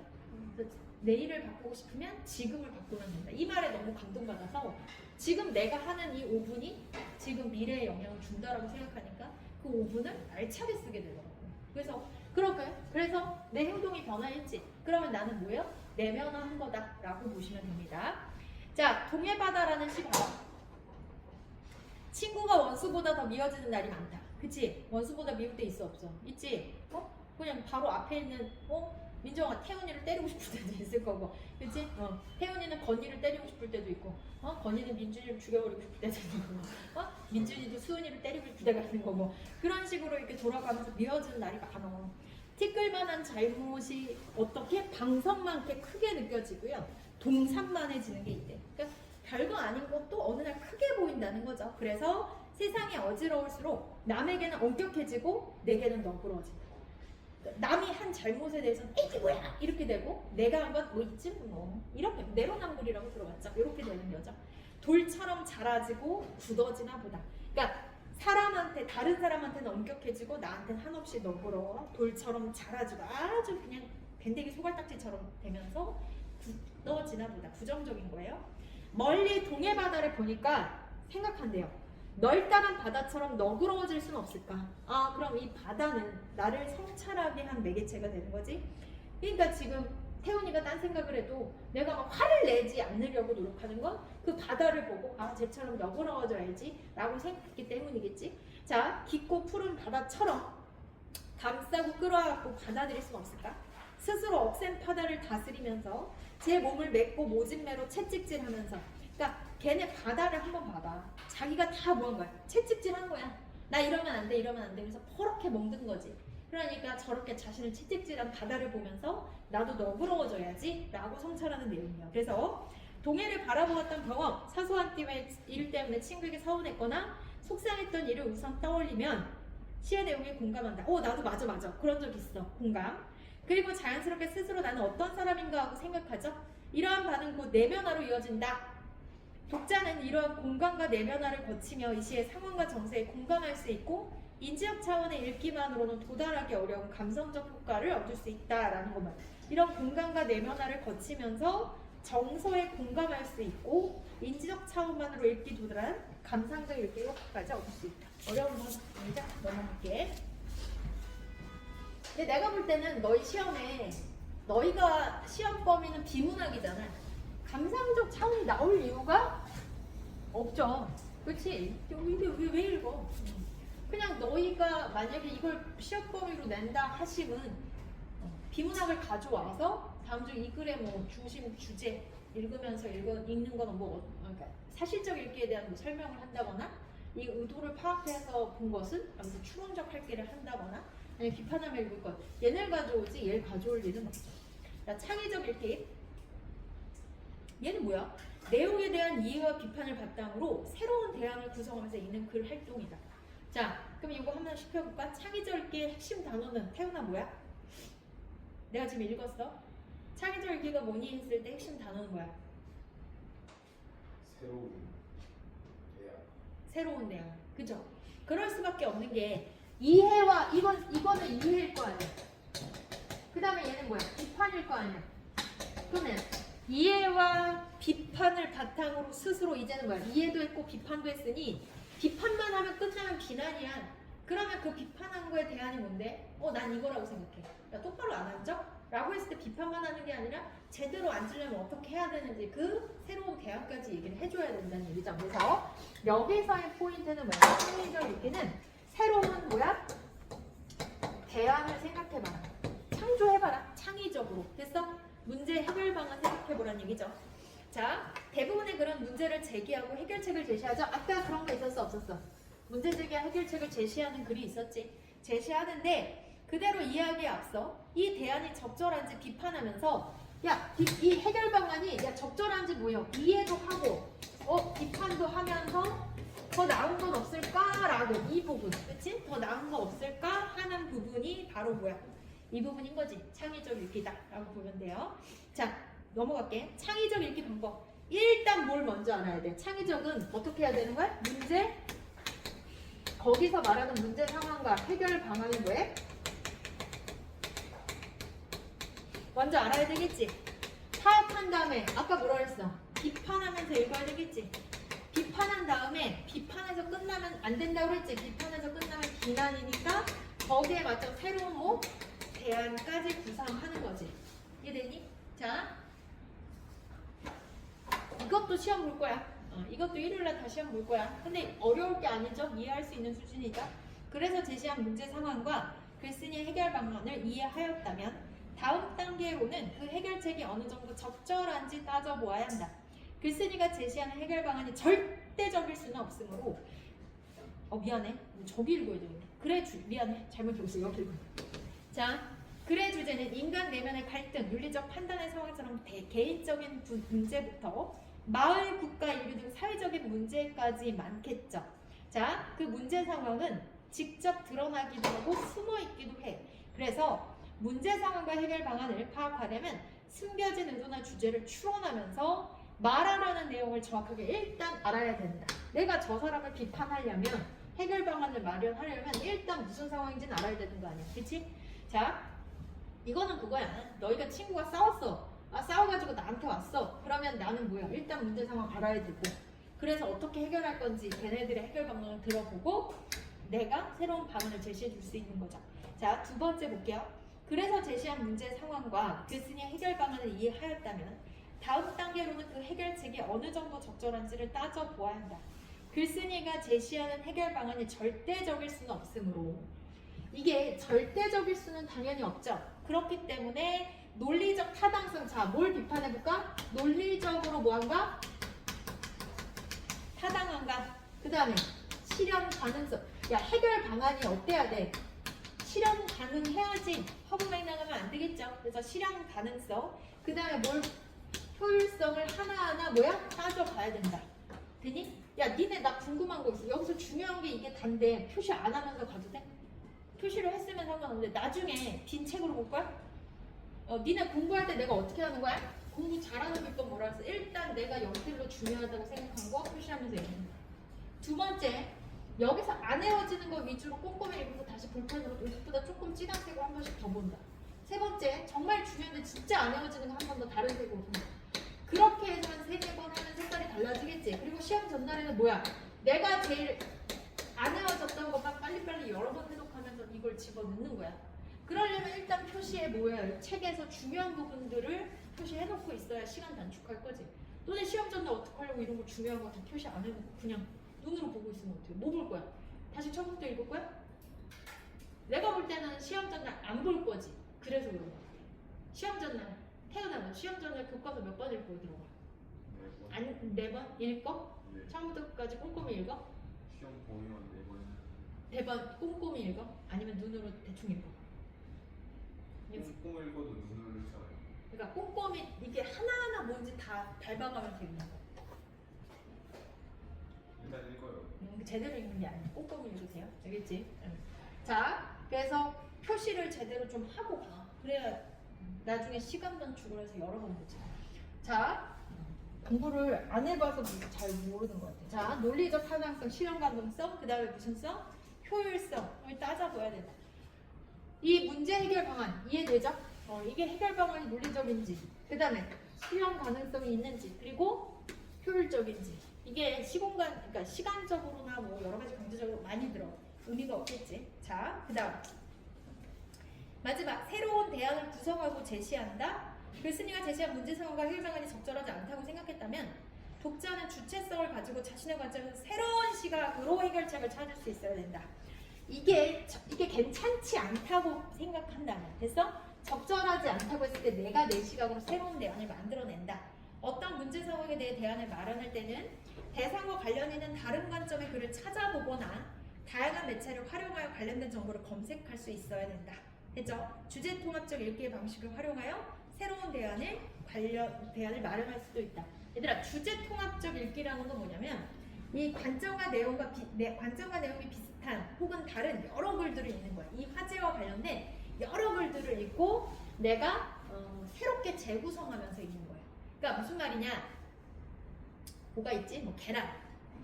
계란으로 만드는 요리들이 여러 가지가 있죠. 계란말이도 있을 거고, 계란덮밥도 있을 거고, 지단으로 옮길 수도 있을 거고, 오므라이스도 있을 거고, 많지. 그거를 다 먹어보는 거야. 그러면 다 먹어봤기 때문에 어때? 계란에 대해서 어느 정도 빠삭하게 알겠지? 그러면 내 관점으로 다시 새롭게 계란 요리 할 수 있어 없어? 할 수 있죠. 그러니까 전국에 있는 계란 요리 다 먹어보고 형식이나 내용이 같을 수도 있고 다를 수도 있어. 다 먹어보고 내가 새롭게 요리를 만들어내. 그게 바로 뭐야? 주제 통합적 읽기랑 똑같아. 그러니까 지금 읽을 뭐 푸드 마일리지라는 글이 있을 텐데 그 글을 읽고 푸드 마일리지와 관련된 다양한 형식의 관점과 내용을 가진 글들을 읽어. 그러면서 내가 이것에 대해서 다시 한번 비판해보고 새로운 관점으로 글을 다시 쓴다면 주제 통합적 읽기라고 볼 수 있어. 자, 봐봐. 푸드 마일리지는 1994년 영국에서 했대요. 푸드 마일리지가 뭐야? 건이야, 푸드 마일리지가 뭐야? 나왔는데 뭐가? 안 읽었잖아요. 아니, 네가 지금 읽고 얘기하는 거지. 식재료가 얼마나 멀리서 온 것인가를 보여주는 거리지요. 푸드 마일리지란 얼마나 멀리서부터 왔느냐 하는 지표래. 됐지? 개념 나왔지? 그 다음 달러 봐봐.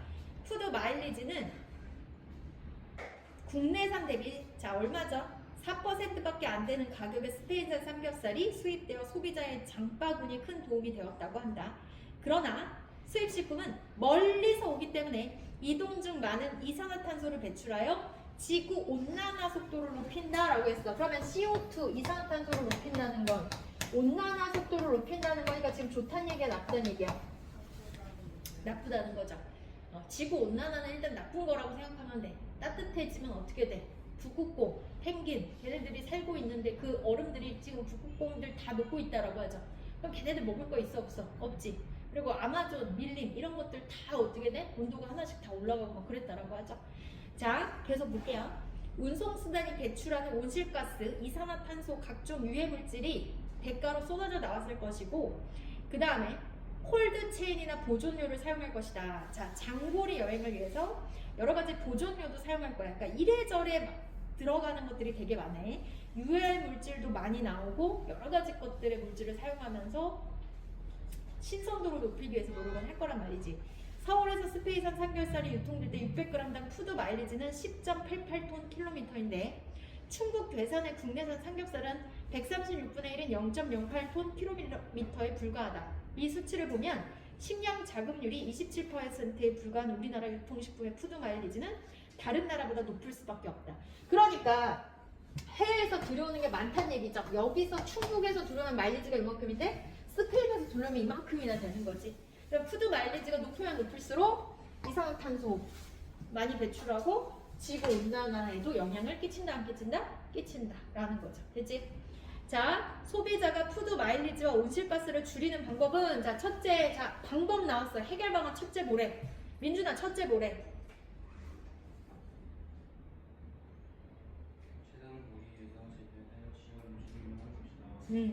아니 가까운 데 있는 거 먹으라고. 됐어. 마트 가깝잖아. 아니 최단 거리에서 재배된 지역. 그러니까 스페인 거 먹지 말고 충북 괴산에서 만든 거 먹으라고. 경기도 김포에서 만든 거 먹으라고. 무슨 말인지 알겠어? 왜? 그러면은 상관없잖아. 물론 가격은 어떻게 돼?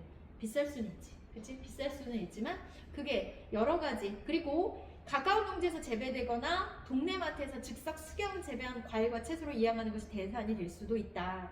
그래서 물리적 거리를 줄인다는 건 신선도가 극대화되는 거고 유통 단계를 거치지 않아서 이득이다라는 거지. 아, 미안해. 복잡한 유통 단계를 거치지 않기 때문에 가격이 쌀 수도 있을 것 같네.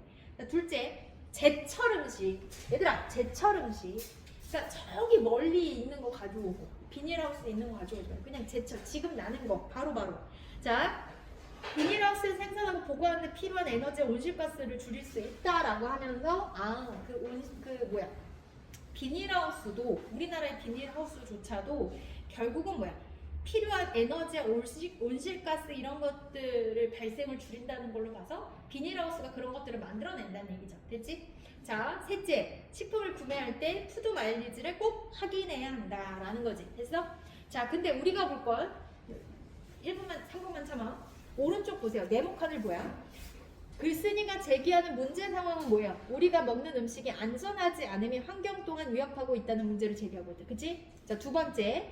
그럼 해결 방안은 적정한가? 우리 뭐라고 그랬어? 어떻대? 실제로 별다른 효과가 없을 수도 있고 모든 판매자가 정직할 수는 없다고 생각한다. 아까 뭐라고 그랬어? 식품을 구매할 때 푸드 마일리지를 꼭 확인해야 된다. 산업체의 적극적인 참여가 가능하다라고 했는데 그걸 확인한다고 해서 이걸 가려먹는 사람이 얼마나 되겠는가? 실현 가능성이 없을 수 있고 판매자가 정확하게 그걸 측정해서 기록하지 않을 수도 있다는 얘기죠. 되니? 그럼 이 해결 방안은 어때? 바꾸는 게 낫겠지? 자, 그러면 나의 관점에서 해결 방안. 자, 뭐래? 소비자들이 푸드 마일리지를 계산할 수 있도록 식품 계산기를 마련해 식품을 구매할 때 도움을 주는 거지. 기업에서도 푸드 마일리지를 줄이려고 노력할 거야. 그러니까 계산기를 두면 업체는 속일 수는 있지만 소비자는 뭐야? 계산할 수 있다는 얘기죠. 그치? 근데 이것 또한 우리 뭐야? 비판을 볼 수 있지. 귀찮은데 누가 해. 그래서 좀 그렇긴 해. 자, 이와 같은 글을 읽을 때 마지막 글쓴이 의도는 무엇인지 파악하고 대안이 적절한지 비판하고 해결 방안이 무엇인지 창의적으로 생각할 수 있어야 된다. 됐죠? 자, 여기 보고 마무리 줄게. 여기 한번 봐봐. 여기 봐봐. 태훈이야. 돌지 말고 여기 봐봐. 사추 비감 창이라고 했어. 자, 이제 여기 봐봐. 사실적 읽기는 뭐야? 그래, 중심 내용 파악, 구조 파악. 구조에는 원인 결과 비교되죠. 이런 거 있었다라고 했었지. 그리고 전개는 그것보다는 작은 개념이야. 문단에서 느껴지는 이런 애들이 있었다. 얘네 학교에서는 분류 예시 분석 묘사 글 가져오고 뭐가 사용이 됐는지 그런 거 나오겠지. 자, 그 다음에 사실적 읽기를 했으면 추론적 읽기를 해야 돼요. 추론적 읽기는 의도가 뭔지, 그 목적은 뭔지, 숨겨진 주제는 뭔지, 생략된 내용은 뭔지 내 배경 지식과 경험을 활용해서 확인해 보는 거고, 그 다음에 비판해봐야 돼. 비판은 좀 중요하죠. 뭐야? 내용의 타당성이 어떤지, 그 내용이 타당하다는 건 주장이 합리적인지, 근거가 정확한지, 타당성. 그 다음에 관점이 어떡한지, 공정한지, 치우치면 안 된다고 했어. 그리고 표현 방법이 적절한지, 그리고 거기에 담겨있는 의도와 이념을 비판해보면서 읽어야 된다 라고 했지. 이거는 근데 머리 쓰는 차원이라면 가슴으로 감동하는 차원이 있지. 공감할 수 있잖아. 감동 느낄 수 있잖아. 공감은 친구랑 비교하고 공유해보는 거야. 야, 나 이거 어때? 야, 이거 되게 좋아. 공감. 그 다음에 감동은 내 스스로 자리 잡게 해서 내면화시켜서 성찰해보자 라고 했죠. 자, 창의적 읽기는 뭐야? 창의적 읽기는 창조적으로 해결 방안 네가 네 머리로 생각해봐라. 다 읽었지? 자, 문제 상황이 뭔지 파악해. 그리고 해결 방안을 한번 생각해보는, 해결 방안을 읽어보는 거야. 근데 걔가 글쓴이가 말한 해결 방안은 우리가 비판해봐야 돼. 논리적으로 타당한가? 실현 가능성 있어? 아까 그랬잖아. 마트에다가 뭐 한다고? 마트에 푸드 마일리지를 기업체에서 적은 거를 판매하게끔 한대. 근데 기업이 귀찮잖아. 그걸 하겠냐고. 자, 실현 가능성 판단하고 효율성. 그게 정말 시간 대비 노력이 적게 들어가는 건지 한번 판단해보고, 아, 이거 아닌 것 같아 라고 하면 내가 새로운 아이디어, 그 대체안을 내가 생각하는 게 창의적 읽기라고. 알겠지? 그래서 사추, 비감, 창. 그래서 이렇게 5가지 글을 읽을 때 내 머리가 요 것들을 활용하는 거지. 물론 감상적 읽기는 어디서 많이 사용하는 거예요? 문학작품에서 많이 사용하지만 사실적 읽기도 들어가긴 해. 그치? 사실적 읽기는 모든 글 읽기의 기본이니까. 됐죠? 3분만 쉬세요.